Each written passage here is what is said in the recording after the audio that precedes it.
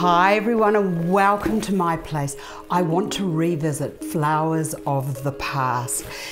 When I was investigating the beautiful vases that they used, which are like that hard to find or they're that expensive, they live behind glass doors and are never used. So I thought, okay, let's just look at these carefully. Let's see if we can create our own. So what I have done is I found two of these, cheap as chips, little bit gold. Don't really like using anything metallic because you've got to be really careful to make sure that you diffuse the colors or you bring the gold or silver or bronze up into the arrangement. Well, there's not that many bronze or gold or silver flowers really, just being, you know, honest. So what I did was I got my vase, which is this vase here.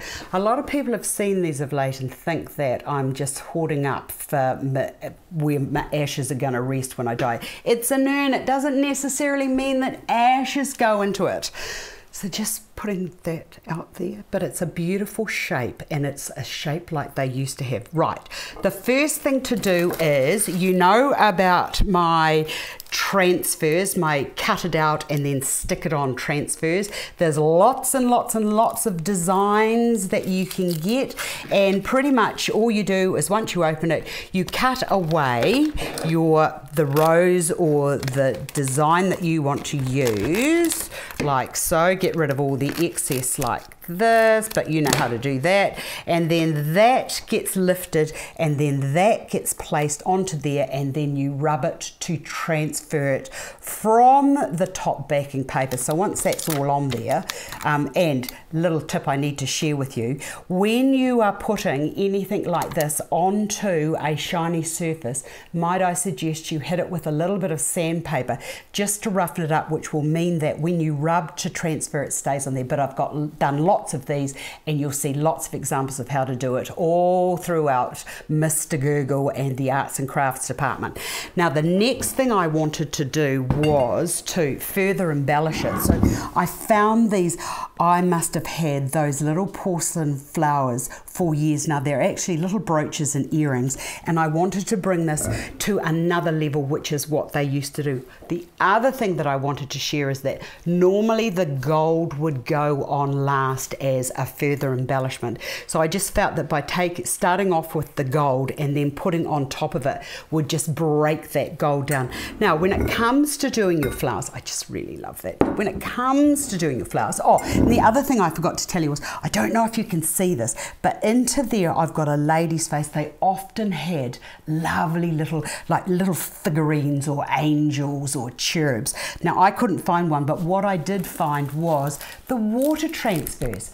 Honestly, I didn't know about these, and these are even better, I believe, than these rub-on transfers. They go onto painted surfaces, but they don't like going onto there. But if you're very careful and you apply some patience, you will get them off. But with these are even better, because you just cut out the shape and then put that into water, and then you just put it on and it just slides on and you get this beautiful, beautiful smoothness. So I think I'm just going to walk away from the rub-ons to actually more into this.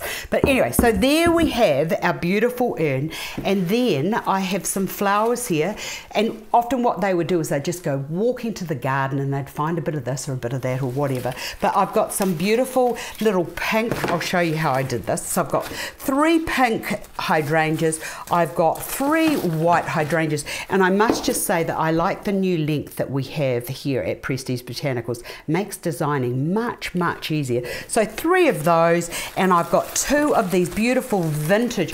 Now I like these, I do like this colour. It's not a popular colour, but you know what? I think these colours need to come back. And I've got a spray that goes in that same family, and these lovely little spray roses. So pretty much it's just a matter of 3s go in just like that. And there's no real right or wrong way of doing this design. 3 of those in between those, and then with those 2 big ones, I just thought I'd just shove those down and into there like so. This can go over to there, and then these can just go into there, or whichever way you want them to go.